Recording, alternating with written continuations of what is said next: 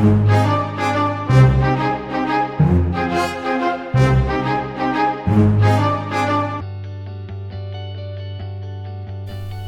my name is Gabe Padilla.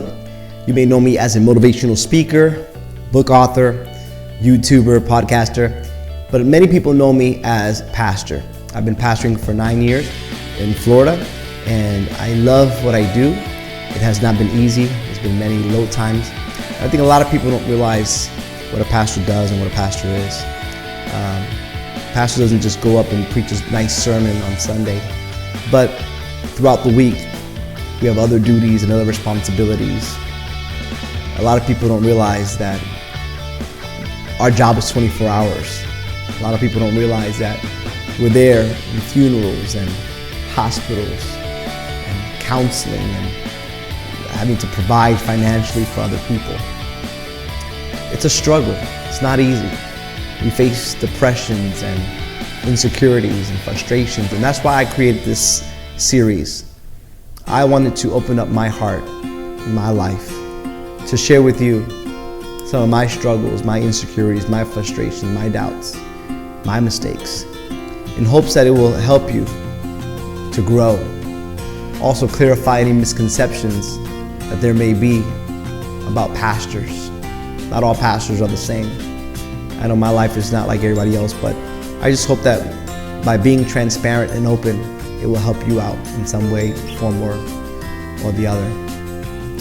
These are confessions of a pastor. Thanks for watching. So the confession I'm going to talk about today is pretty awkward. It's kind of awkward to talk about how everything went down. But I remember when I picked up a stripper, an exotic dancer, whatever you want to call it. It was awkward. I remember that from that day forward, after I picked up that first stripper, for some reason, I had to pick up other strippers. Now, before you condemn me and point the finger and judge me and all that good stuff, listen to my story first. So, yes, I am a pastor, but I was also doing Uber for a while. I was an Uber driver for a while to make some money on the side. And I remember getting a request or a call to pick up a person. And so I went and I followed the destination and I went to pick up this individual, and it was actually a guy. And so the guy met me at the entrance of the neighborhood and got in my car, and we went to his trailer for mobile home. And he told me that the ride was for his girlfriend or fiance at that time.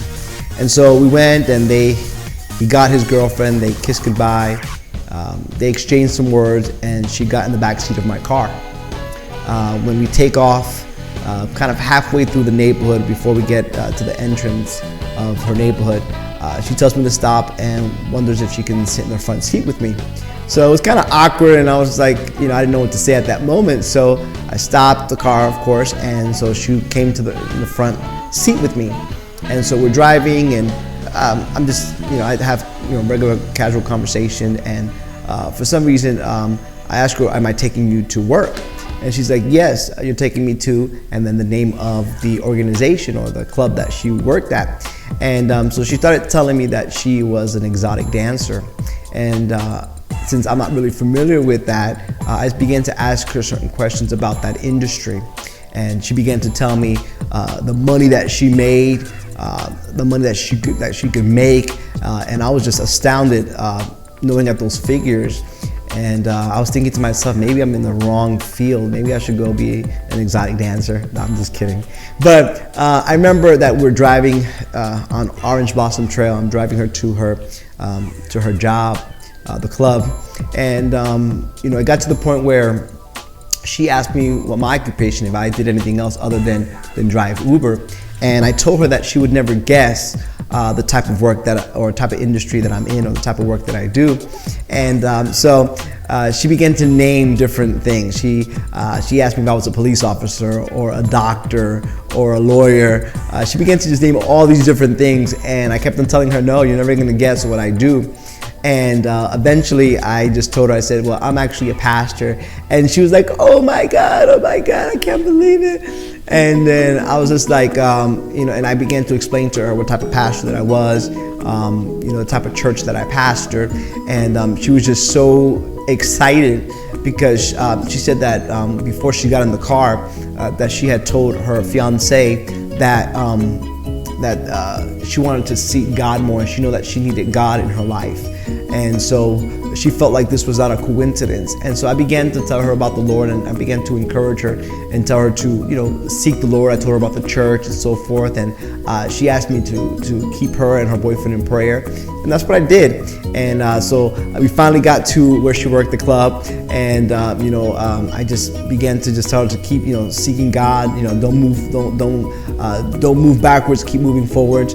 And, she was so grateful that she was able to meet a pastor. She felt like it was a sign from God. And, and that night, I guess she went dancing. I don't know whatever happened after that. I just hope that she had an encounter with God. And the crazy thing is that after that, for some reason, that wasn't the last time I picked up an exotic dancer through Uber. But there's been other times that they would request me on the app for some reason.